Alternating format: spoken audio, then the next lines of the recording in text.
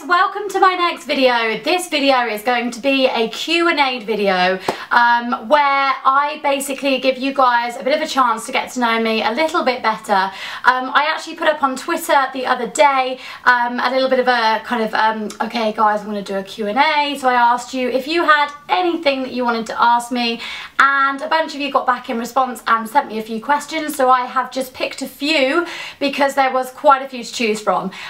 So I'm going to get underway before I blab on too much. Okay, so question number one. How old were you when you first started wearing makeup at school? So I don't know whether this actually means at school, like as in wearing makeup at school, like to school, or where I was like wearing makeup outside of school but at like a school age. So I'm just going to answer both of them. So first of all, wearing makeup actually in school, like to school. Well, I went to a convent that was basically run by nuns, and makeup was not cool. It was like a sin to wear makeup. So we weren't really allowed to. They were really, really strict. But on one of those days, you know, where like you have photos, like end of year photos and stuff like that. So I thought I'd be really daring, and I was like, right, I am going to do this, and I'm going to put on a little bit of mascara and a little bit of concealer for my photo. So obviously that was going to make me look absolutely amazing and take away from my hideous uniform that I was wearing. So me and my friends went into the bathroom, into the toilets, and put on the tiniest, honestly the tiniest bit of mascara, and put on the tiniest bit of concealer. And this is in year 11, so we were like 16. So then went back outside, and my gym teacher, oh my god, she saw us and she was like, get that stuff off your faces, and like handed us these face wipes and made us scrub it all off. So I think in the photo I actually ended up looking more red and puffy eyed. So I'd gone for this like, oh yeah, I'm gonna look so glamorous, and I actually looked horrific. I might as well not have bothered. So that was awful. Outside of school though, when I was just in school, like school age, I think I probably experimented when I was about 13 or 14, but I hadn't quite got the hang of it then, so I think I looked absolutely horrific yet again. Okay, question number two. What is your one statement makeup item? Statement, I don't know whether this means as in like to make a statement, so I'm just going to say, I'm going to go with that one. That would probably have to be, to make a big impact, like to make a statement, that would probably have to be this one by Chanel, which is their Rouge Allure range, and it's 104 Passion. I have definitely spoken to you guys about this before. I love this lipstick so much because it makes such an impact. It's so bold. Its staying power is insane. It's so good. If you don't even need like a lip gloss over the top, even though I do sometimes, I usually put like a liner underneath it as well, but it's really like a letterbox red, I would say. It's just so red. It is amazing, and to be able to make a bit of an impact, like a statement, this is a winner for me. I find that even after like hours of wearing it, there's still like remnants of it on my lips, so it still looks like I've still got red lips, so I absolutely love it so much. Its staying power, yeah, is unbelievable, and just the quality of Chanel, even though they're a little bit more expensive obviously, or a lot more expensive, they do last you a long time as well, and I kind of only use this for like special occasions. Okay, number three, if you could live anywhere in the world, where would it be? I would have to say it would be in America somewhere. I don't actually know where. I don't think I'd like Alaska, or like somewhere too cold, or somewhere like New York. I think that's amazing to visit, but I think in terms of like living, I think it would probably be too busy. I want somewhere with like a beach, so I can go out windsurfing and like rollerblading and running and stuff like that. So I think somewhere with a nice sunshine, like Santa Monica, where I absolutely love, and I've been there recently. Oh my gosh, it's so amazing. And you've still got the shops, and you've got the outdoorsy life. I just love Americans. Like, they're so friendly, and they're like service and stuff out there, and just, oh my god, I just love it so much. And the food portions, oh, I'd probably get so fat, but I would love it. I'd be a happy fat person. Okay, number four, what city would you most like to visit one day? I'm not sure about city, but a country that I would love to go to, and I haven't been to yet, is where am I thinking of? India, that's the one. I've never been to India, and it just really appeals to me. I just really want to experience like the local spice markets, and just it as a place looks absolutely incredible. So I would love to kind of go to to any city really there, that would be amazing. Number 5, where do you see yourself in 5 years time? In 5 years time, I think hopefully, as I've mentioned in my video, you guys know what I'm planning on doing in my career. I really want to get into the media, and so hopefully in 5 years time I'd be established, maybe on like as a TV presenter or something like that. Hopefully I'll still be doing my YouTube as well.